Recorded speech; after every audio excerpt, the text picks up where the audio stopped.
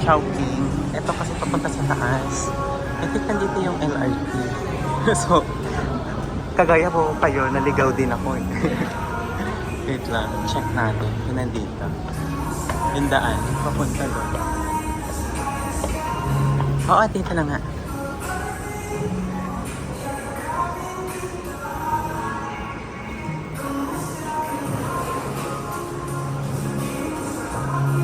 Move ito eh.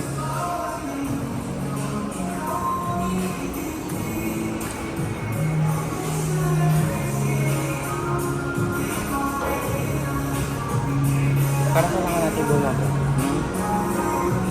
Or sa taas.